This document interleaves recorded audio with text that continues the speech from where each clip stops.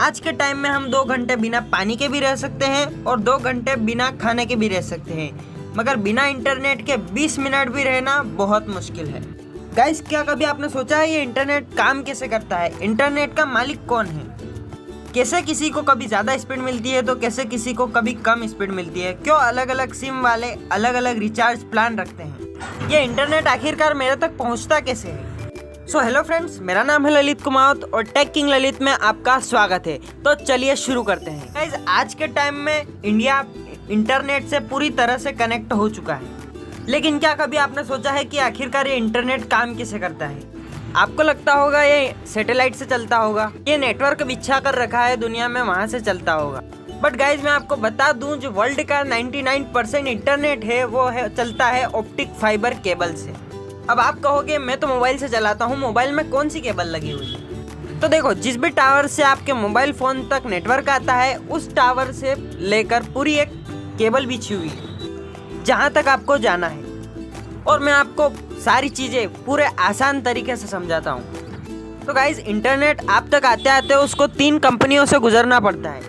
पहली होती है टियर 1 कंपनी। ये वो कंपनी होती है जिसने पूरी दुनिया में समुद्र के अंदर अपनी केबल बिछाई होती है। और गाइज, इंटरनेट जो होता है वो पूरी तरीके से फ्री होता है।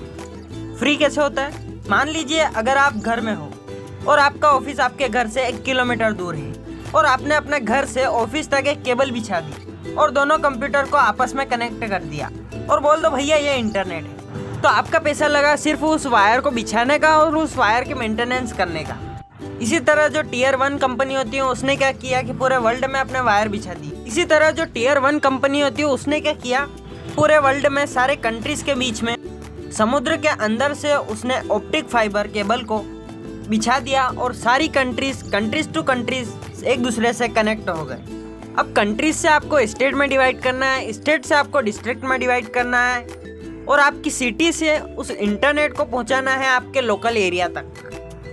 और गाइज, अगर आपको ये वीडियो अच्छा लगे तो चैनल को सब्सक्राइब तो कीजिएगा ही, उसके साथ ही इस वीडियो को इतना शेयर कीजिएगा कि सब लोगों को पता तो चले कि आखिरकार ये इंटरनेट उन तक पहुँचता कैसे है और जो वो पैसा इंटरनेट का देते हैं वो जाता कहाँ है।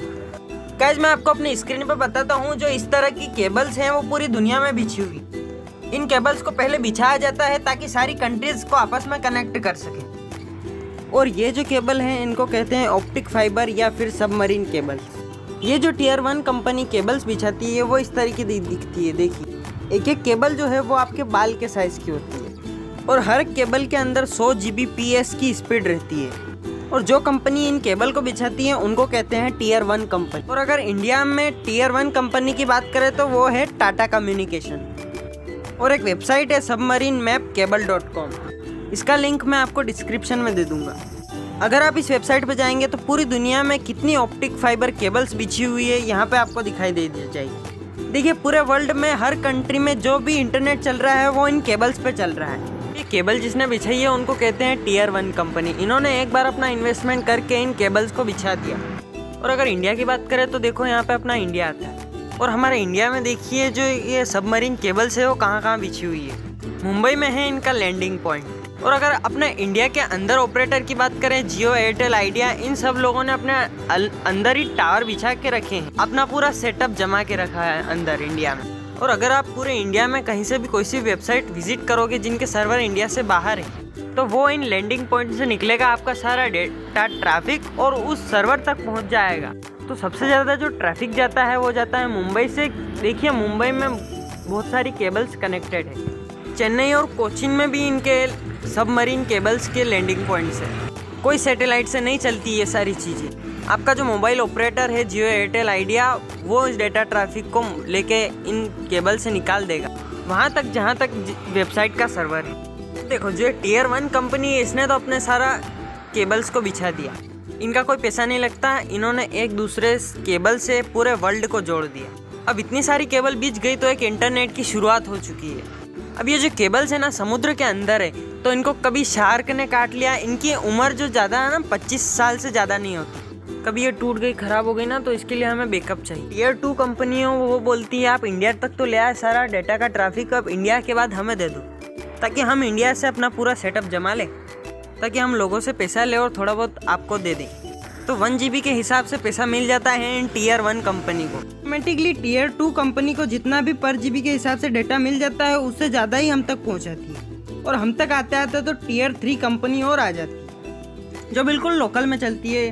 टिकोना हो गया, हाथवे हो गया, तो ये Tier 3 वाले Tier 2 से खरीदते हैं और Tier 2 वाले Tier 1 से खरीदते हैं। तो घुमा फिरा के ये सारी चीज़ें, तो घुमा फिरा के ये जो इंटरनेट है वो पूरी तरीके से फ्री है, बस जो मेंटेनेंस है उसका चार्ज लगता है। अब मान लो अगर आपने इंडिया से विजिट किया तो गूगल का सर्वर तो इंडिया में नहीं है, उसके लिए तो बाहर जाना पड़ेगा, तो ट्रैफिक इन सबमरीन केबल्स के थ्रू निकल जाएगा बाहर तक। लेकिन अगर आप इंडिया में यूज़ करते हैं, फ्लिपकार्ट हो गया, अमेजोन हो गया, अगर बोलते ये हैं कि अगर आपका इंडियन ऑडियंस है और अगर आप वेबसाइट बना रहे हो तो आप इंडिया का सर्वर लो, ताकि इन सबमरीन केबल्स के थ्रू इतना लंबा घूम के ना आना पड़े। इंडिया में हम इतना सारा ट्रैफिक घुमा दें और आपको जल्दी से कनेक्टिविटी मिल जाए।